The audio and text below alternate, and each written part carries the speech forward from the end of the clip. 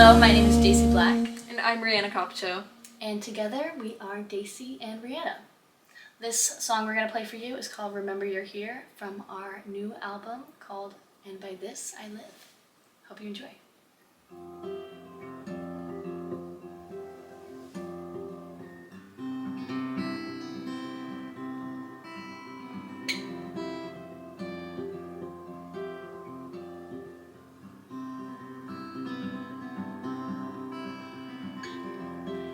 Watching the sun pace around the room,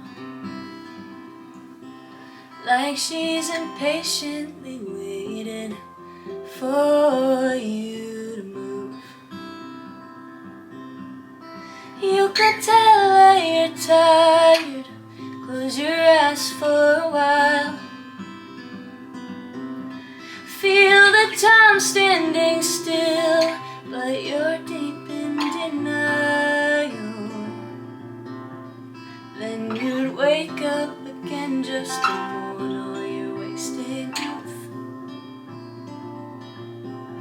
While it's now that you're missing with so much left to do.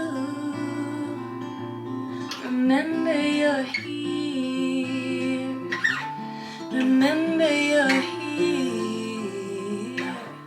Remember you're here. You're here. And you're alive. Alive.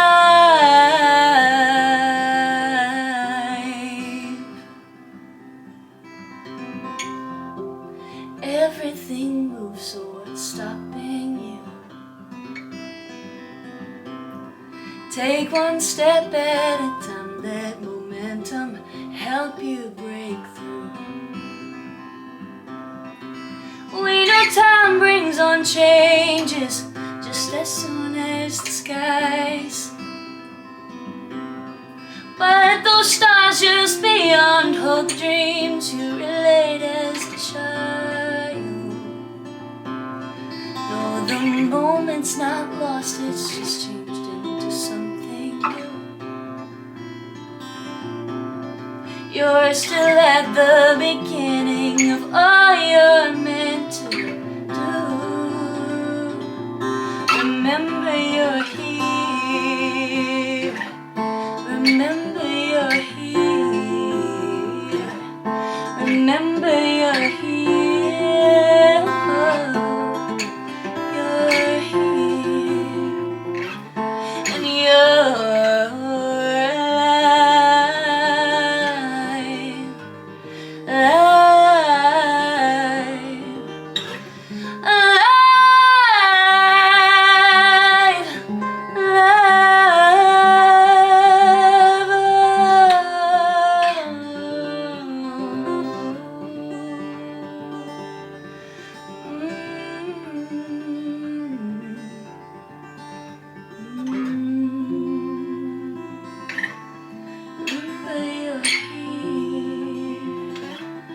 Remember you're here. Remember you're here. You're here. You're here. You're here. And you're alive. Thank you. Hi everyone, welcome back to the Little Grace Lifestyle Podcast. Thank you so much, Dacey and Rianna, for coming on today. Thanks for having us. I love your music. So this is my roommate's little sister and her partner, which I'm so happy to have on the show today because, as you heard, they have beautiful music and you both went to Berkley, and we'll get into your story. But to start off, what defines your lifestyle? Well, definitely music is a big part of my life, and I think for me, my kind of goal with what I do with music is really to inspire people, I think. I feel like me, just like as like a queer like like female musician, like being a guitarist is definitely like more rare for people like me. So like I never really had anyone like who was similar to me to look up to. Like all of the guitarists that I knew and loved were all like men. So like I hope to kind of just like be inspiration for like the younger generation of musicians and just want to like create fun music and then also just inspire people to express themselves and be vulnerable and just be open to those sorts of things. But yeah, That's great. That's beautiful. Yeah, I definitely relate to what Rianna was saying about being representation for other musicians. I also agree that one of the things that defines my life is music, and being a guide to other people through their struggles. I write music that's supposed to what I need to hear, so I want to really help people through the different stages of their lives, kind of be a soundtrack to other people's lives. So it's our things are a lot about giving to other people, I think, is what's define our music. Yes, I definitely feel like I, as a listener, have felt that through your shows. You've done a lot of like private sessions at our house party, which has been so amazing, and I get chills every time I hear because there's so much deep meaning to the lyrics. And for the first song that you start out with, Remember You're Here, it just brings you back to the present, and that is something we're all struggling with, I think, in this crazy busy world. So can you talk about that song, and then I want to get into your story afterwards. Yeah, sure, totally. Well, I can start us off with the, as far as lyrics go,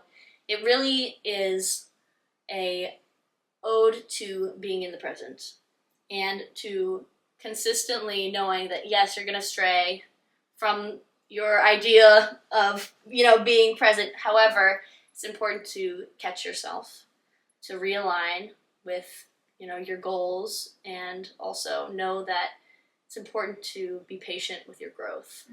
I think that's something that we as teachers tell our students a lot as well, is to be patient with your growth. And just like meditation, you're going to stray, but it's important to take a moment, recenter, realign, and remember that you are here.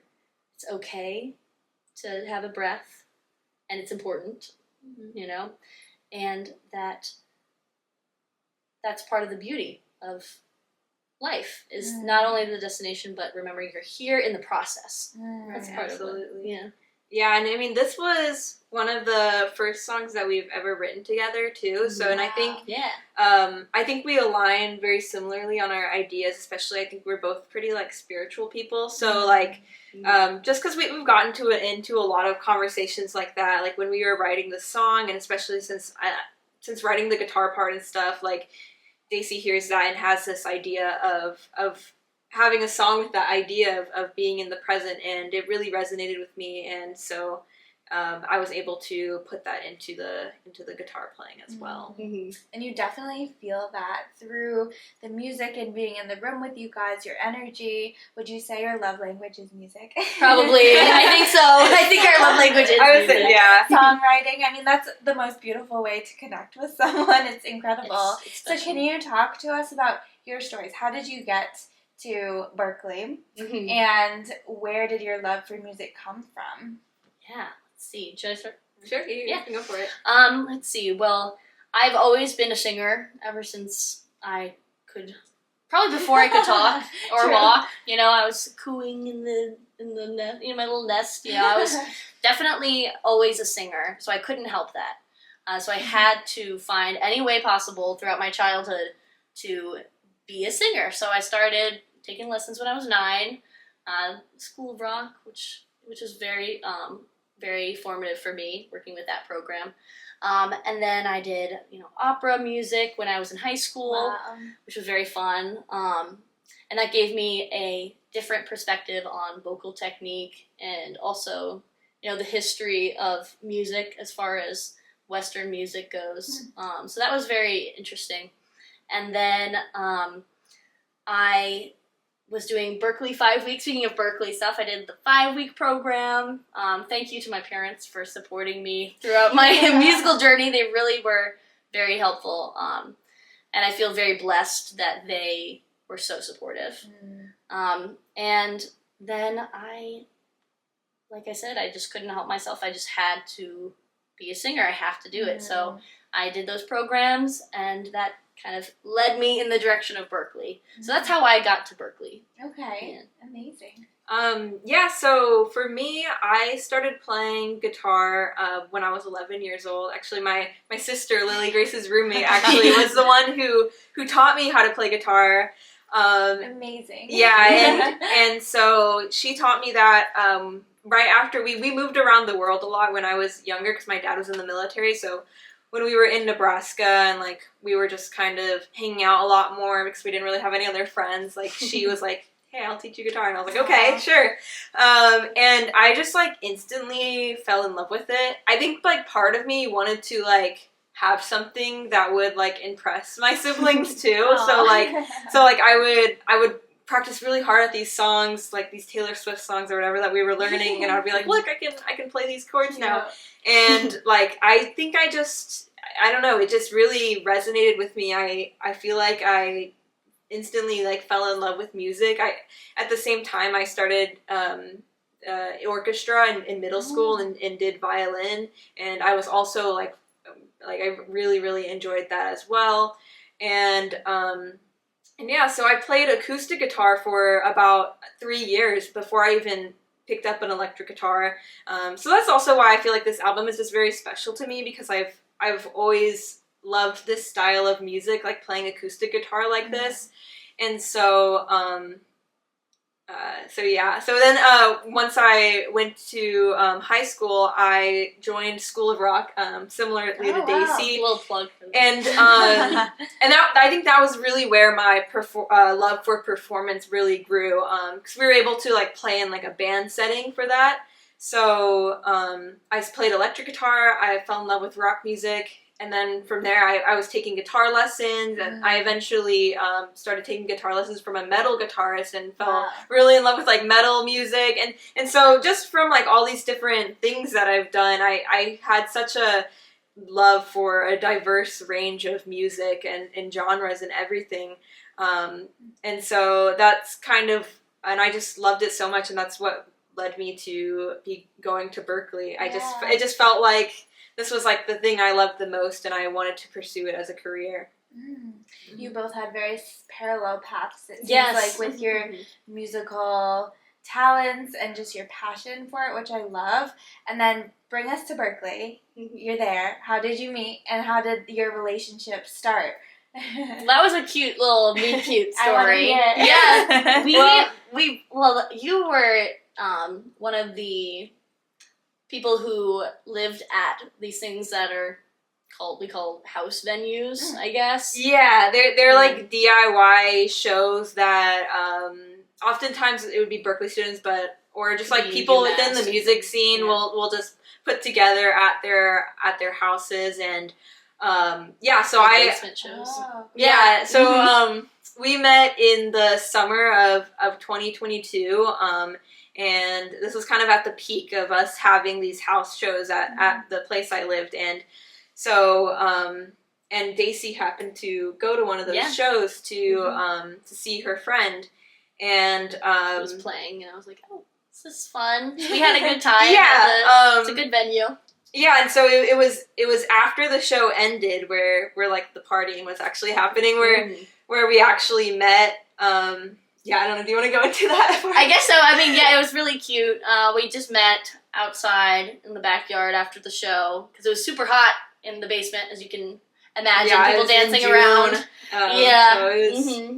In the middle of June. So we hung out there, and I think I was just like, I need another drink. And I was like, well, I can help you with that. Follow me. Really? And after that, the rest is history. That's so cute. Yeah, it just like, I can help you. I live here. I was feeling very just like bubbly and fun and like, and very much. when I see like pretty girl, it just was like, I was like, Rianna was definitely the life of the party that night.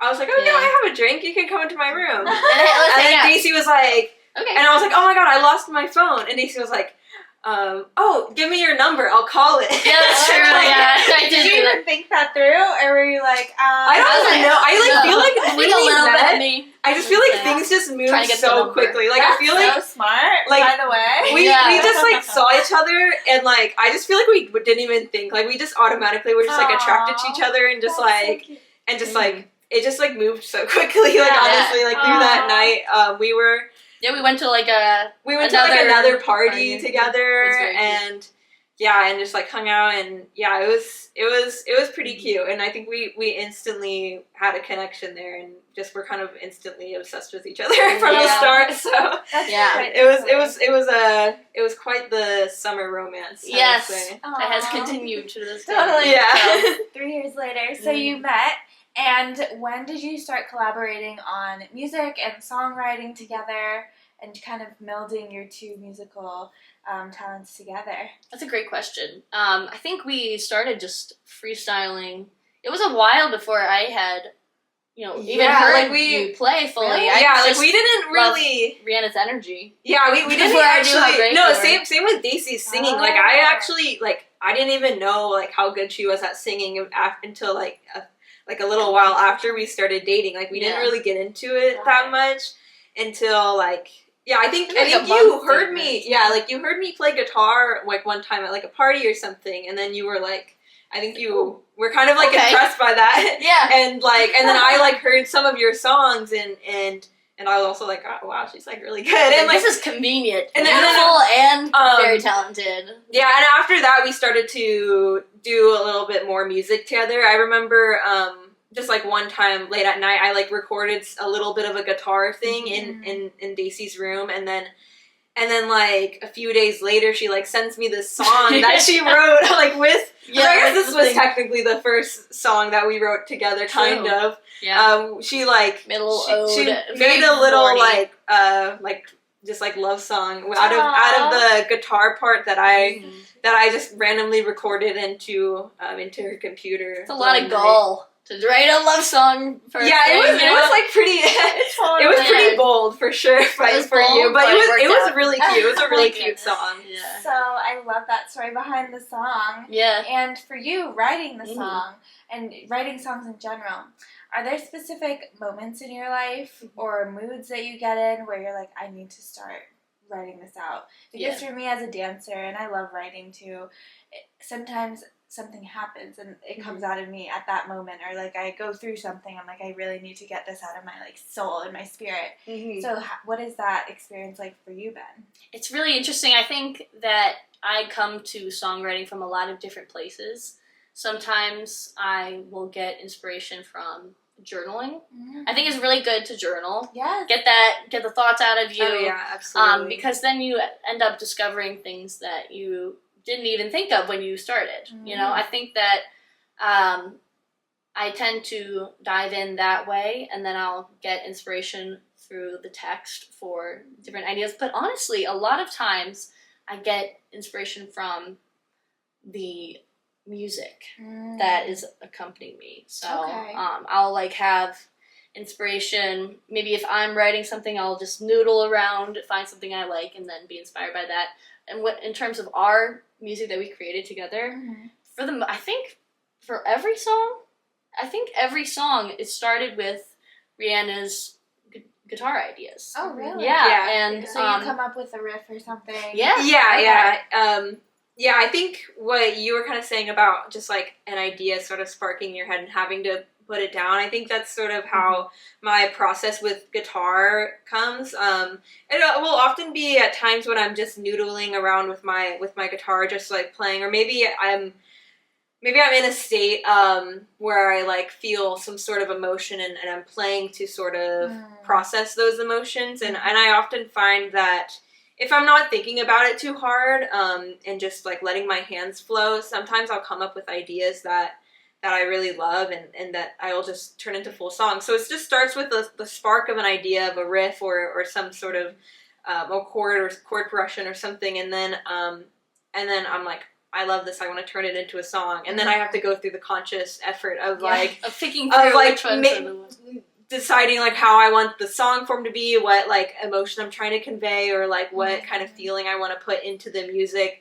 So typically I would write out like a full guitar part, or not write it out, but like come up with a full guitar part, and then I would send it over to Dacey and be like, here, write some lyrics over and with it. the lyrics, to build off of what you were saying, with the just letting things flow, a lot of times I will have a backing track, whether it be guitar or piano. In this case, it was guitar, and I will sit with it and I'll literally just freestyle over it. Kind of like with dancing, you feel it, you let whatever is meant to be come from you, and I try my best not to censor whatever is coming from me, and then I will go back. I like to voice memo it. There's a lot of voice memos in my phone, a lot, so I need to go through those. But I will kind of decode what my subconscious was trying to say through those. So a lot of times I'll have like almost a lyric, or maybe like a lot of vowels, and I'll sing, and I'll kind of decode what words are like hidden within those vowels and things, and then that way when I'm creating the melody and the lyrics, they're together rather than trying to force a melody onto a poem I've already written or something like that. You know what I mean? Yeah. That way it's like the most authentic that I can. I try to make it the most authentic that I can and flowing. So that's what happened with Remember You're Here for sure. That is a beautiful process. I feel like it's almost like you have a block of stone and then you're chiseling away at it and trying to figure out what it is. Yeah, exactly. And it's amazing because you're decoding your subconscious, and then you take that and create something beautiful, and then you're decoding what comes out of that. Yeah. So it's almost like a 4-step process of two human beings, which is amazing, and bringing it together. Whereas, like you were saying, I feel like a lot of creative people who, like me, are maybe more planned and type A. Like I come up with the idea, and then my old self will try to force it into the melody or into the format or whatever medium you're working with. But it's like so beautiful when you get to that creative flow and that space where you're like, I'm just gonna be non-judgmental and let it come out of me, and then work with it and see what comes from that. Absolutely. Yeah, I mean, I literally just created a YouTube video about this same concept. I took a class called Effortless Mastery in my last year at Berkley, which is exactly that idea of not judging yourself for what happens when you're performing or playing music, right? I think especially a lot of musicians or artists in general live with a lot of fears of, maybe like creating bad art. Right. And I think I used to feel a lot of that. Like I had that inner critic in my head and felt very hard on myself for wanting to be like a better musician or better guitarist or whatever. And so taking that class really resonated with me, and I think opened my mind up a lot and just told myself to, it made me not judge myself so much for my playing and be able to embrace that flow state a lot more of just letting my hands flow and just seeing what comes out of it and not judging myself harshly for how I'm playing. Yeah, that is beautiful. That effortlessness is so hard to get to. It's kind of counterintuitive. I know, right? It took me, I think, 24 years to get there, maybe 25 even just last year. But it's just amazing when you get to that place, and it's a constant journey because as we all do, we're humans, we have insecurities, we get to a place and we're like, ooh, I did not like that part. Absolutely. Or like I need to read that part. Or it's like, that was good, but it could have been better. Like we're constantly judging and like tweaking. But how do you get to a place of like coming back to that flow state? Is there a process that you use to get there?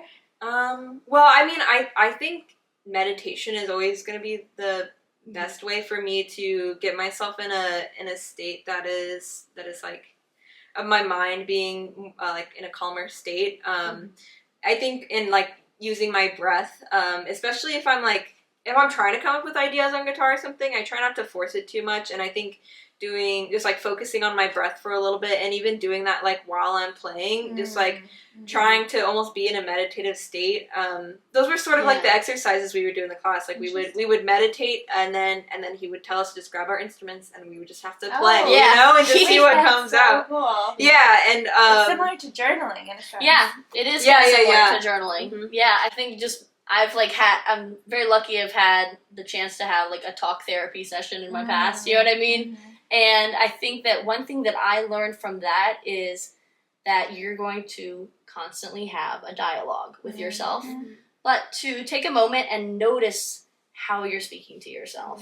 Notice actually what is going on before you can let it go. You have to notice what you're actually saying to yourself. Notice how you feel in your body. Then you can take a moment to breathe again.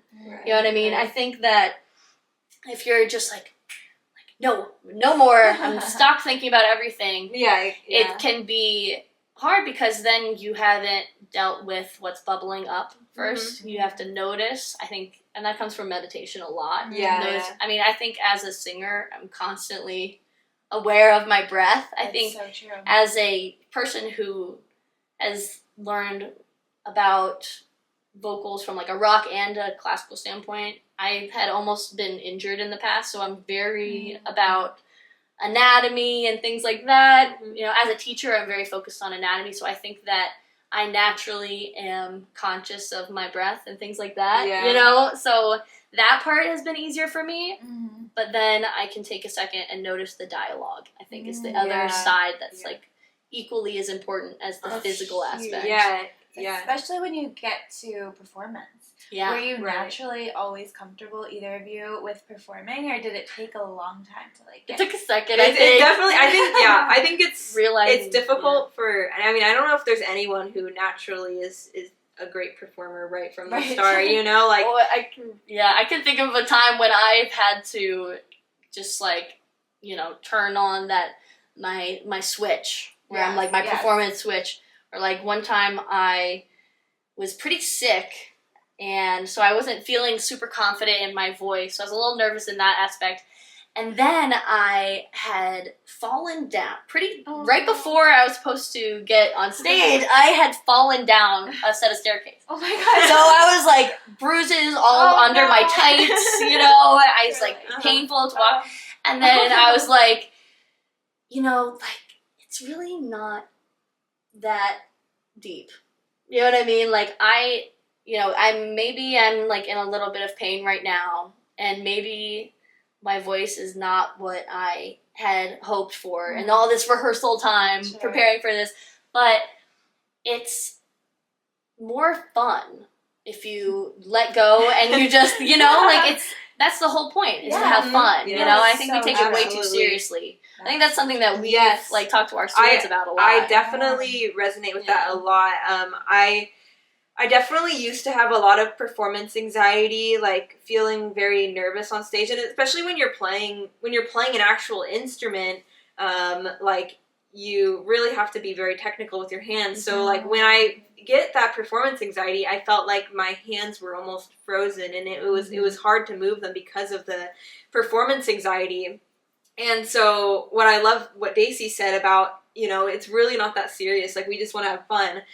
That's something an idea that really changed my stage presence. Like, the idea of just like, you know, it doesn't really matter like what happens. Like, the best thing to do is to just have fun. And if the audience can see that you're having fun and having a good time, like, even if you mess up, like, that performance is going to be so much more impactful than if you don't have that stage presence, if you kind of don't are focused on if you're just like too focused on like your guitar, just like too in your head about things, or even like going back to what we were talking about before, like being judgmental of yourself.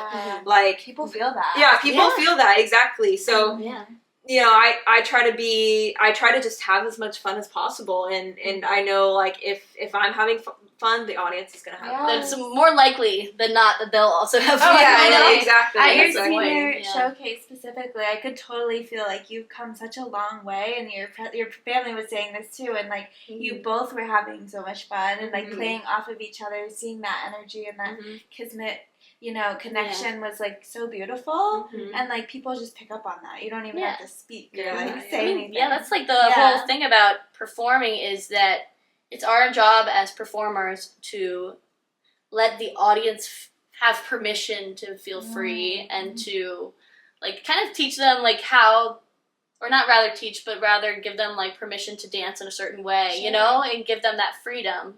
I think that's like a big part of it is if you're leading by example, then it totally changes the room, because 100%. If they see you nervous, they're going to be nervous for you. Because we're empathetic creatures, you know what I mean? Exactly. So we're all just little creatures. Yeah, so, and even, and stuff like giving excuses before, we try to be like, try not to, like, oh, I'm sick today, sorry if I don't sound my best. You know what I mean? Because people are going to... Then they're going to think about how you might That's right. No, it's so true. Yeah. Thank you so much for tuning in to this podcast episode. Without you, I would not be where I am today. If you haven't already, please subscribe, like, and follow the podcast. And if you haven't already checked out my vlog formatted videos, please do. There I show exclusive behind the scenes on my lifestyle, my routines, my travels, friends, business, relationships, etc. And it's the more laid back, low-key version of the life. Stay tuned for more, and thank you so much again. And let's get back into this amazing episode. That's amazing. And can we specifically talk about your album? So we talked about your first song in the album, and then you're going to be ending with your last song, Blue. But to meld it all together, talk to us about the album name and what the album means to you. Yeah, so Remember You're Here is the album name. It's not that Oh, I lied. And By This I Live. And By This I Live. The first track is Remember You're Here. But, By This I Live kind of encapsulates the whole idea of these different, each of the songs kind of talk about, manifesting and talk about the importance of taking a moment to realign yourself, to be present in the moment, and manifest what you desire. Every day act as if your, dreams are a reality. You know what I mean? Because then you're living in a way that will make that come to fruition, And so I think that each of the songs kind of dives into that. The first one is Remember You're Here. So you're living your life. It's time to take a moment, come back into your body, into the space. Realize that, yes, maybe if you're watching the sun pace around the room, everyone's been there for a minute, and we're worrying about things, and it's, we feel like it's impossible to move forward. And just noticing that all those excuses that you give yourself, that's really what's holding you back. It's important to not let yourself fall to those excuses and kind of like wake up again. So I think the first one is about like waking up to that state that you might have been in. The second one is called Questions, and that one is once you're already here, you've done that work, that you're gonna fall back again. It's not like you did the work, okay, now I'm good for the rest of my life. You know what I mean? Like, that's not gonna, if only. And you're gonna question yourself, and you're going to slip up, but you have to realize how you're speaking to yourself. It's kind of about the dialogue. I don't know who said it, but there's like some thing, I think it's from some scientist or something, who was like, if you phrase your question well, then you know 90% of your answer. You know what I mean? So it's really about how you're speaking to yourself, how you're framing your life. That is so true. Yeah, because that's really what defines your life, is your perception of it, and you create that illusion. You create that definition. And then we dive into influx. Oh yeah, that is sort of an intro to our next song, "Waiting on You." It's actually just something that was improvised while you were recording. I wanted to have some instrumental guitar songs on there, just because I've always wanted to create fingerstyle guitar, like instrumental songs like that, and but for some reason I actually had a little bit of a mental block when it came to writing those and like figuring out what I wanted to really say with my instrument. And so what I ended up doing was maybe I even did like a meditation before or something. You did, I remember. And then I just hit record and just played, and that is what ended up being Influx, which is the intro to our next song, "Waiting on You," which I'll let Dacey talk about. Yeah, and I think that whole idea of it being improvised speaks to those ideas of the first two songs, where you're supposed to be in the present. Right, so this is an actual example of Rianna in the present. Yes. No for, planning, but rather feeling it, knowing. I mean, of course, you knew what song you were leading into. Yeah, I knew it. Yeah, but you weren't sure how you were going to get there. Yeah, and that's the beautiful. Right. Life. Yeah, that's what it's about. Exactly. Yeah. And I think even with what we recorded for that, like there was things in it that I was doubting, where I was like, maybe I didn't play this note perfectly, or maybe this wasn't perfect. But I think that's just the beauty of life, So and I think we really enjoyed what kind of came out of that, and it fit really nicely into it flowed really nicely into the next song. So yeah, and the next song is "Waiting on You," which speaks to. Now it's not just about the internal monologue, but now we're introducing another person into the mix, and this one is about that feeling of meeting someone and you felt like you've already known this person. It's like very flow. I think it's very generic. Like a lot of people feel that, but like that's life. Humans are a creature that has this experience a lot. Totally. You know what I mean? So it's definitely relatable, but we went to it from a perspective of like almost like a spiritual, scientific kind of way of looking at it. I was like, time is non-linear, you know what I mean? And how,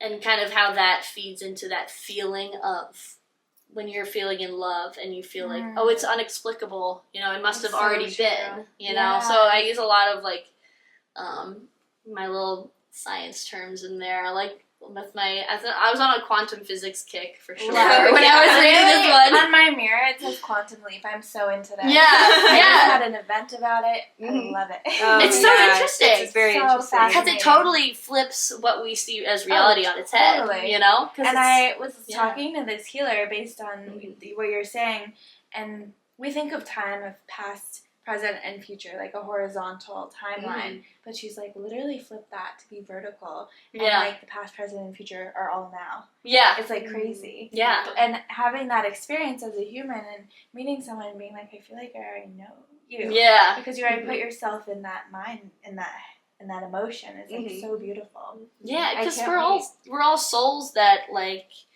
we don't really know how it works. You know what I mean? That's the big question. Right. Where we came from and how we are even here talking to each other. We have two eyes that see. Yes.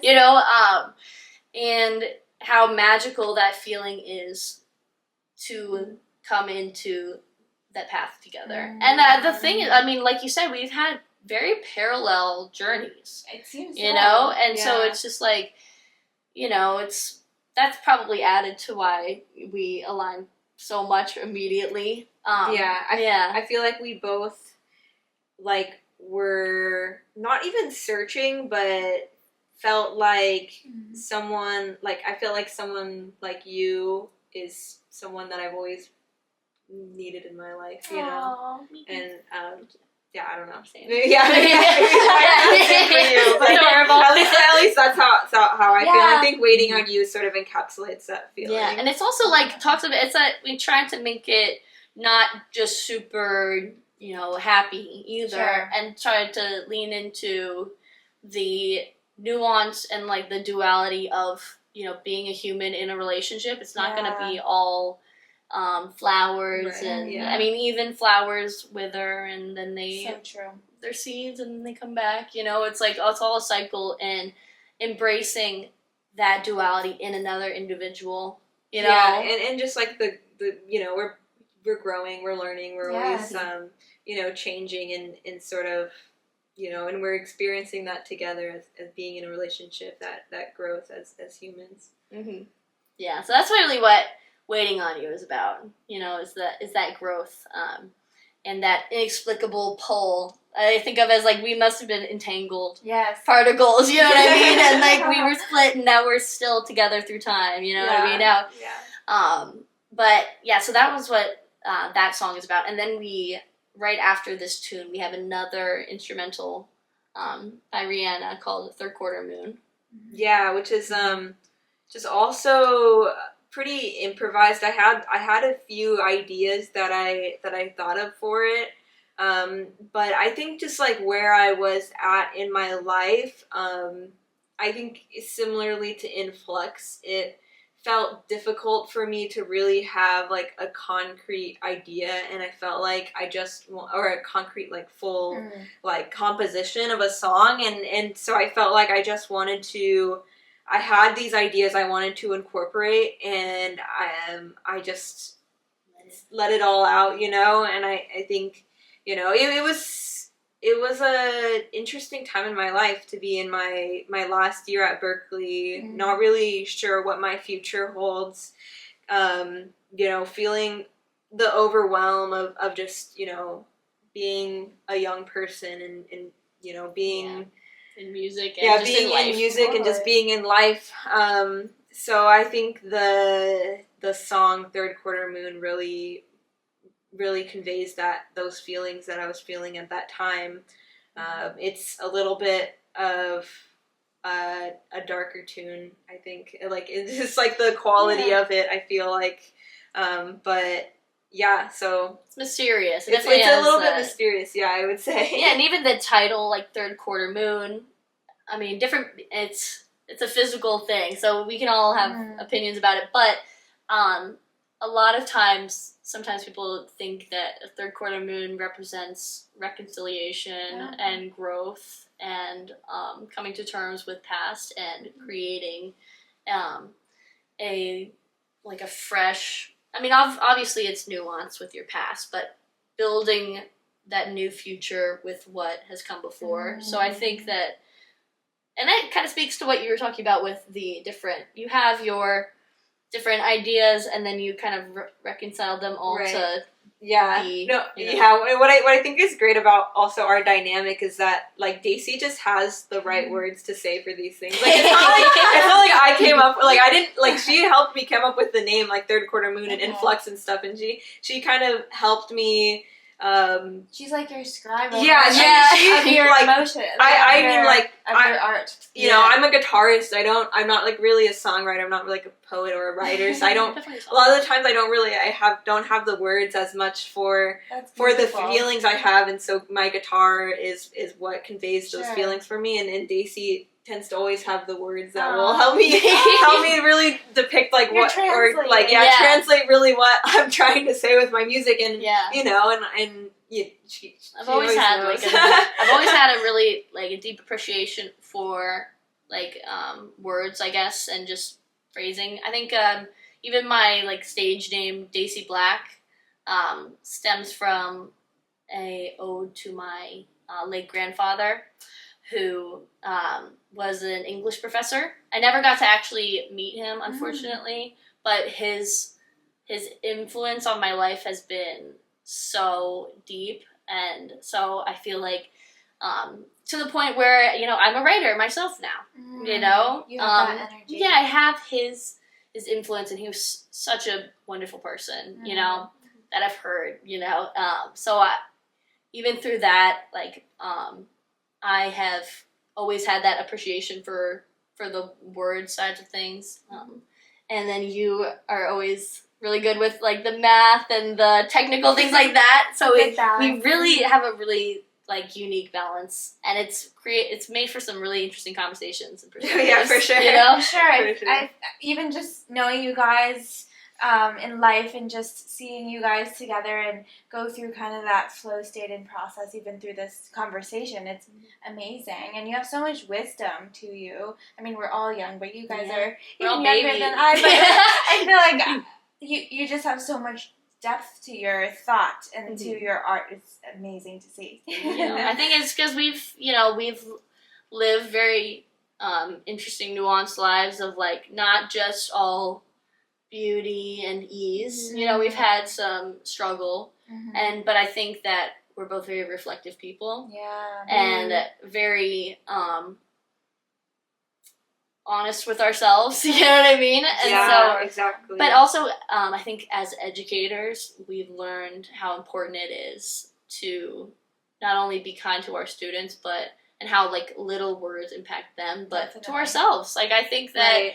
I've probably become kinder to myself from working so much with kids and adults. Yeah, and things like that. I feel that too. As two educators, I think that that's impacted our depth of thought and things like that. Yes. Because we've had to have such a impactful role in different kids' lives that we want to be the teachers we didn't have, or to give them that opportunity. So So, I think our final song on our album, Blue, is really kind of is a great finale to all of these things that we've been talking about. Really, just those ideas of not being too hard on yourself, and just like understanding we're human and we're just going through life, and also that we can create our own desires, and so that's sort of why we chose Blue as to be the final song on our album.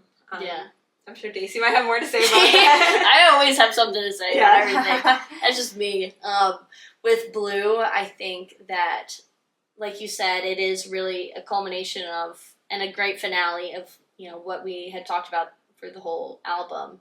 And really, I think that it really is a kind of deep dive into my own personal experience that I've had. Just, having,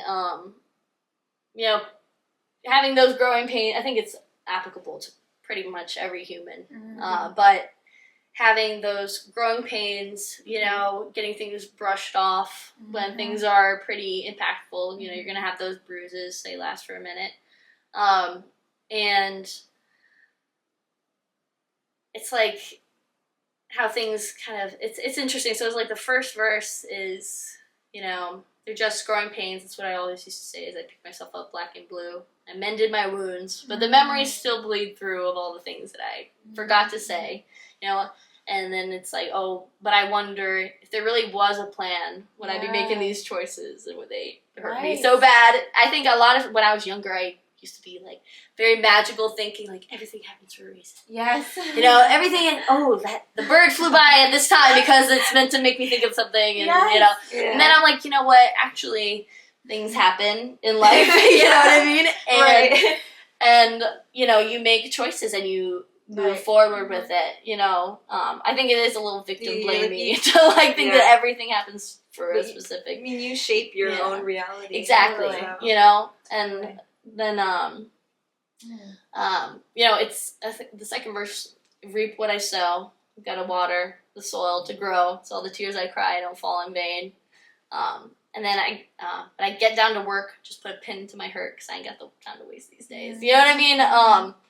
And because that's really about, you're having those problems again, and you have to, keep moving forward,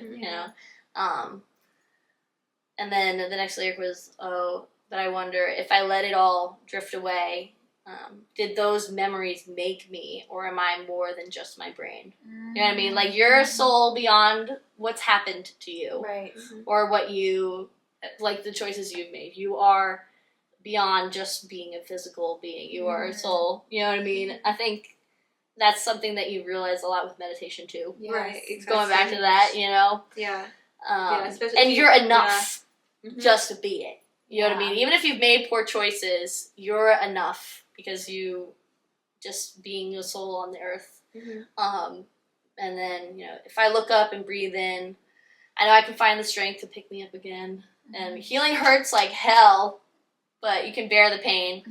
Why let your thoughts weigh you down if you can break your own chain? You know what I mean? Yeah. So it's self-explanatory when you dive into it. Yeah, when you dive into the lyrics dive of into it, the lyrics. it really, yeah. I think this song's pretty straightforward Yeah. to what it really means. I mean, I think all of our songs are, if you really listen to the lyrics, like it's all things that we need to tell at least for me, it's all things that I feel that way too, definitely. Yeah. Mm-hmm. Yeah. What's the last verse even say? Oh, I know what it is. Okay, now we're in the present tense with this song. So those were like my bad. So the final verse is kind of like now. Like I put it to words and reclaim the power over my world. This could apply to anything. You don't have to just be a singer. You can just be expressing yourself and making it available to other people to relate to. Put it all to words, reclaim the power over my world, and maybe someone out there might relate. What is the next layer? Someone out there might relate. Oh yeah, turn blue skies from gray, although the color is still the same. That's where we got the name of the title, Blue. Yeah. Right. Because it's really about what how you're shaping the reality. You know what I mean?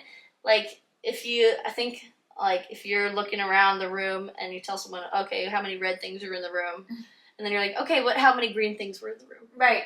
It's the awareness. It's the awareness. Yeah. You know what I mean? There's it's what you notice. A scientific thing for that. I don't know what it's Confirmation called. bias or Yes. something? Yeah. It's like whatever you put your energy towards is what comes up for you. Exactly. Yeah. So, and I love how you end on the present tense and you start in the present tense in this album. Yes. As a whole. Oh, yeah. Mm-hmm. Yeah, that's cycle. Full circle. Mm-hmm. Full circle moment. Yeah. Mm-hmm. And if you were to wrap your whole album and this whole experience into a sentence or a word, what is one thing that you would really want to have people take away from that? The first word that came to mind was manifest. Mm-hmm. I think that term implies the work of being present, of knowing what you want, and then also living that way now. Mm-hmm. You know what I mean, and how important that is. And also it also implies the whole thought process that you have to do to manifest, which is to discover what the purpose of things are, what you actually want to do. I think that's that's the first one that always comes to me, at least. Is there one that comes to you? Like a word or a sentence?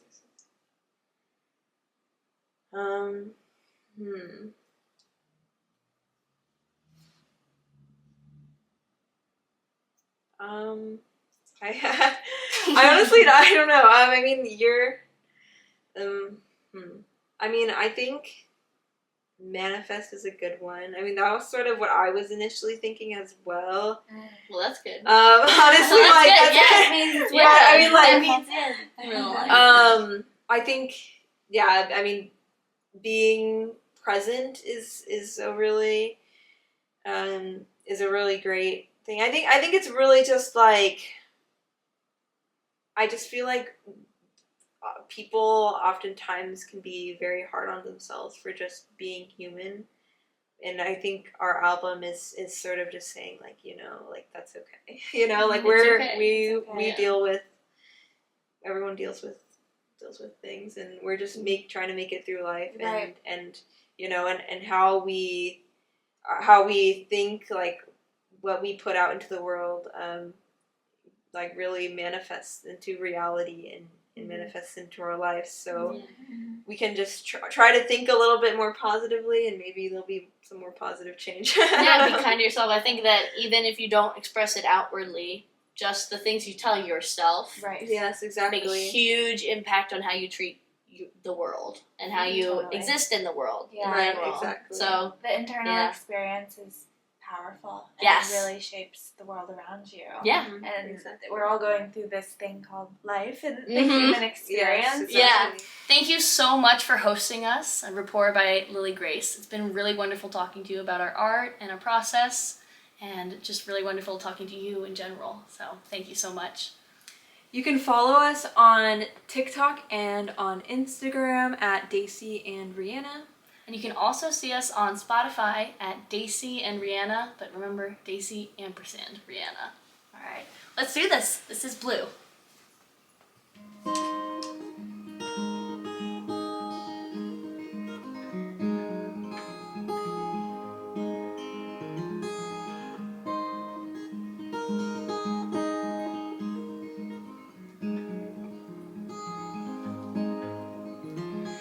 Just growing pains, that's what they always used to say, as I pick myself up black and blue. I'm mending my wounds, but the memories still bleed through with all the things that I forgot to say. Oh, and I wonder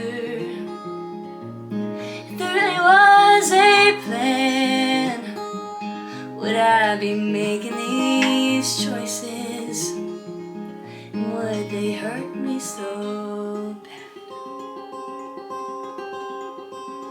Well, I reap what I sow. I've got to water the soil to grow, so all the tears I cry don't fall in vain. Then I get down to work, just put a pin into my hurt, 'cause I don't got the time to waste these days. Oh, then I wondered if I let it all drift away. Did those memories make me? Or am I more than just my brain? If I look up and I just breathe in, I know I can find the strength to pick me up again. Healing hurts like hell, but I can't bear the pain. Why let my thoughts weigh me down when I can't break my own chains?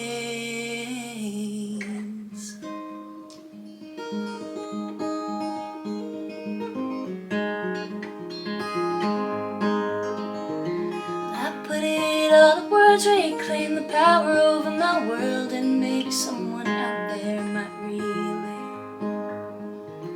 Turn blue skies and gray, although the color's still the same, as if the fog is lifted from my gaze. Oh, then I wondered, what if it all came true? And now all that I've longed for is finally coming into view. And I wondered, what if I believed in me too?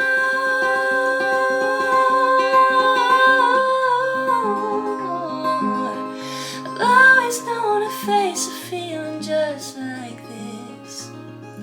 Oh, now I'm sure of all the power that I've always held in my hands, in my command. Yeah. I've always dreamt I'd make a moment just like this, and it's come to show that if I lead with love, then life will rise in my bliss. And by this I live. I've always known a face, a feeling just like this. Oh, now I know, yeah. If I believe enough, then I can make it manifest. And by this I live. I live. No, I live. Oh, I live. Oh.